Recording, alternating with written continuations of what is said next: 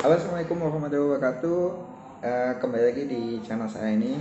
Terima kasih yang sudah like dan subscribe. Semoga channel ini dapat berkembang dan saya dapat meng-share seluruh pengalaman saya saat CPNS dan menjadi PNS. Nah, jadi sebenarnya sudah saya bahas di video-video saya sebelumnya untuk rahasia lolos SKP. Jadi di video saya sebelumnya ini ada video tentang tips kunci lolos SKP, kemudian ada lagi manajemen waktu, kemudian ada lagi memetakan komposisi soal, kemudian ada lagi tentang kesalahan dalam waktu mengerjakan SKP. Nah, di sini saya akan menjelaskan ya sharing lah, bukan menjelaskan ya, sharing tentang pengalaman saya. Jadi saya waktu CPNS itu, waktu daftar CPNS itu saya lagi posisi S2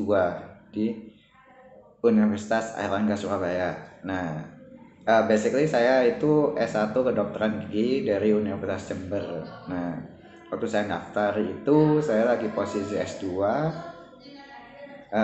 Juga saya waktu itu bener-bener sibuk banget. Nah, jadi intinya saya mengikuti tes CPNS itu karena saya ingin dekat dengan orang tua. Juga yang kedua, saya juga ingin dia menjadi abdi negara lah, ingin mengubah sistem birokrasinya itu. Pertama awalnya ingin tahu, tapi ya karena kita ketahui lah, dan kita ingin merubah generasi-generasi kita untuk agar pemerintah dari daerah itu, dari bottom ke top itu menjadi lebih bagus.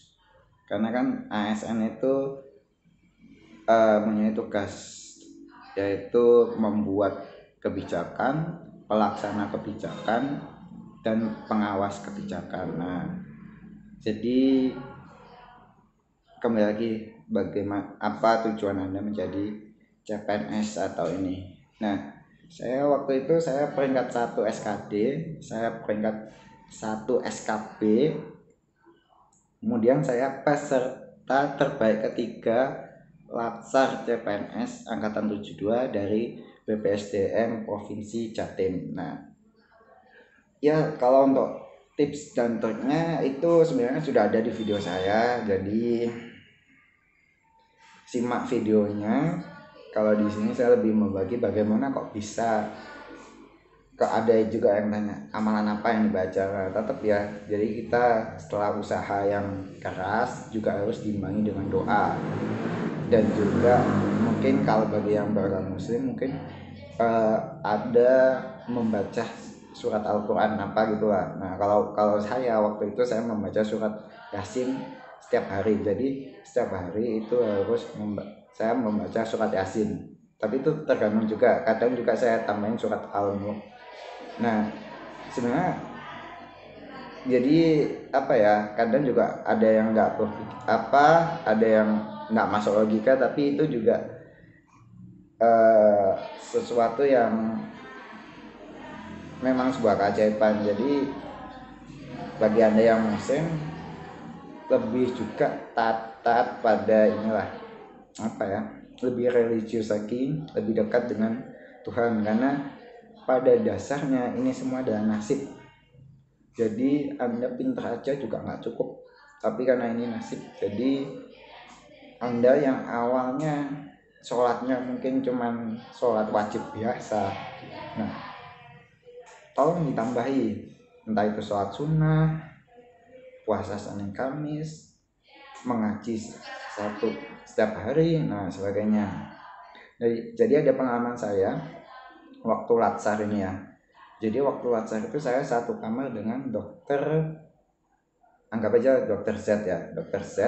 Nah, itu dia spesialis bedah saraf. Bayangannya, sudah dokter, dia spesialis bedah dan ngambil sub minor juga, yaitu bedah saraf. Nah, dia itu setiap sholat itu selalu jamaah, entah itu di musola, waktu itu di kami lacar di terawih, nah itu dia itu jalan ke masjid atau mengajak sholat berjamaah dengan kami, dengan teman-teman sekamar. Nah dia selalu habis itu selalu sunnah juga. Jadi ya gini lah, misal anak kecil aja sudah sholat 5 waktu, anak 10 tahun aja sudah sholat 5 waktu bisa.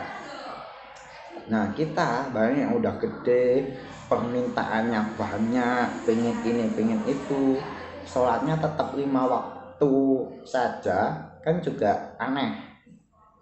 Nah jadi tambahi sholat sunnah di setiap sholat. Nah kalau subuh ya sebelum subuh. Nah itu juga kalau kalian pelajari ada keutamaan sholat sunnah sebelum subuh. Nah kemudian duhur, ba'diyatul duhur setelah sholat duhur, kemudian asar sebelum sholat asar, qobliyatul asar, kemudian maghrib ba'diyatul maghrib, kemudian isya juga ba'diyatul isya. Nah jadi apa ya, kerjakan sunnah karena permintaan kita juga sudah beda. Bayangin aja anak kecil aja juga sudah sholat 5 waktu, kalau kita sama-sama aja juga percuma. Kemudian jangan lupa juga sholat duha dan tahajud, bener-bener saya rasain. Dan sama yang teman saya yang sekamar, dokter spesialis bedah saraf itu juga sama, bener-bener itu luar biasa. Jadi ya anggapannya pengalaman kita itu banyak dia itu sudah spesialis bedah saraf aja juga tetap sholatnya lempeng bagi yang muslim ya ini. Jadi ya kita kalau ingin banyak permintaan ya kita juga harus lebih dekat dengan pencipta kita, dengan Tuhan kita. Jadi rezeki kita lancar, karir kita juga lancar. Nah mungkin seperti itu sharing pengalaman spiritual dari saya. Nanti kalau Anda yang ditanyakan silakan komen di bawah. Tetap semangat, belajar yang rajin, latihan soal, jangan sampai salah belajar. Simak video-video saya di channel saya karena sudah saya ini tips-tips lolos SKB-nya. Ingat SKB ini penentuan dan habis-habisan lah pada kesempatan yang ini, karena ini juga mencari kesempatan yang seperti ini pun sangat susah. Pesaing Anda cuma tinggal, mungkin kalau yang dibutuhkan formasi itu tinggal 1 orang, berarti pesaingannya kan cuma tinggal 2 orang. Nah kejar itu, Anda harus benar-benar menjadi nomor 1. Oke gitu, terima kasih, semoga kita bertemu di pertemuan selanjutnya. Nah, assalamualaikum.